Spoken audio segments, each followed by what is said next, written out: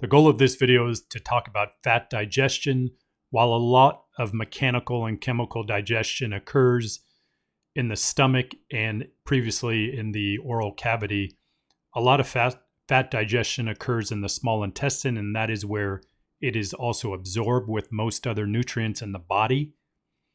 The big challenge with fats is that they are hydrophobic and they don't really mix well with water, and a lot of the chyme and substances flowing through the GI tract are aqueous in nature. So that makes it somewhat problematic, but there are mechanisms, as you might expect, in the body, in the GI tract to confront this. If we look at lipids, the majority of the lipids we're dealing with in our diet are triglycerides, as we see down here on the right, which is composed of a glycerol molecule and then 3 fatty acid side chains, hence the name triglyceride. We also have cholesterol, which is a big part of our diet, as are phospholipids, which are not seen in this image right here. So if we look at this, this is a fat droplet, and there's going to be a lot of fat droplets coming out of the stomach into the duodenum, which is the first region of the small intestine. But what really needs to happen is to break this fat droplet down into smaller components to increase the surface area to gain access to enzymes, specifically lipases, which break down that fat droplet into monoglycerides, diglycerides, and free fatty acids. And breaking that fat droplet down is initially achieved by bile salts, which are produced in the liver, stored in the gallbladder, and then secreted into the duodenum. This is my own depiction of a bile salt. It's not a scientific or biological one. But one thing to keep in mind about bile salts is that they are amphipathic.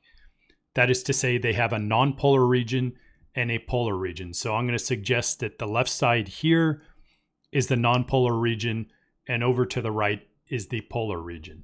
So what that does, it helps break down that fat droplet into smaller droplets, if you will. So here is one fat droplet with a bunch of these bile salts surrounding it. Keep in mind, the nonpolar region of these bile salts is facing the fat droplet, and the polar region is facing the aqueous solution of the small intestine.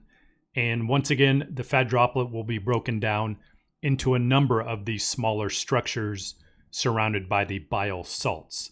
Now, the challenge with this is that because the fat droplet is surrounded by these bile salts, there's not clear or easy access for the lipases, which are required to break down that fat droplet, as I discussed previously.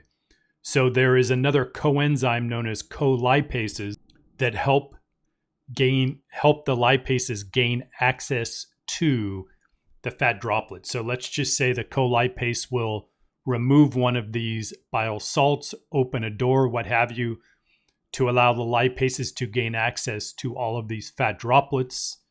And in doing so, they're going to break down the triglycerides into a monoglyceride and then some free fatty acids. So we have 2 free fatty acids here, or it could be a diglyceride and 1 free fatty acid. And that is a process of breaking down the triglycerides within the fat droplet.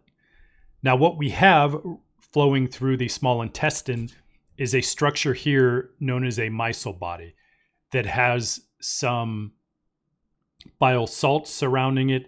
Here's some phospholipids right here, which we talked about earlier in the semester, that make up the plasma membrane of cells. Keep in mind, our diet, we're consuming plants and or animals, which are made up primarily of the exact same things that we're made up of. So when we eat a plant or eat an animal, we're breaking down all their constituent parts, and all their cells are going to be composed of phospholipids. So in this Micelle body, we see free fatty acids, we see cholesterol. On the periphery, we see a monoglyceride and a diglyceride. So that's going to travel to the brush border of the cells of the small intestine. When I say brush border, it's this undulation right here, which really are microvilli that increase the surface area of these cells. At the cells that Micelle Body breaks down, the diglycerides, monoglycerides, and free fatty acids move into that cell via simple diffusion. We can see that moving in right here, and this one is moving all by itself into this cell. Cholesterol requires a channel, a protein channel, to move into those cells, oftentimes requiring ATP to be pumped into that cell. Once inside of those cells, the fatty acids can move directly into the bloodstream.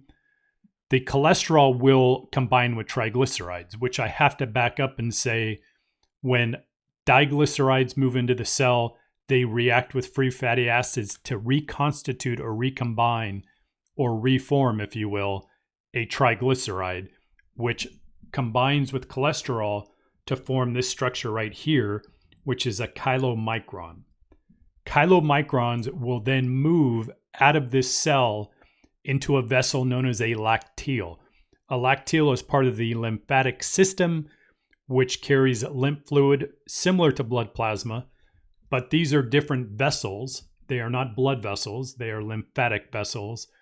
And this lacteal allows for this much larger chylomicron to move into the lacteal. The chylomicrons could not move into the capillary because they are too large to move into the pores at the capillary beds. And that is digestion and absorption of fats in the small intestine.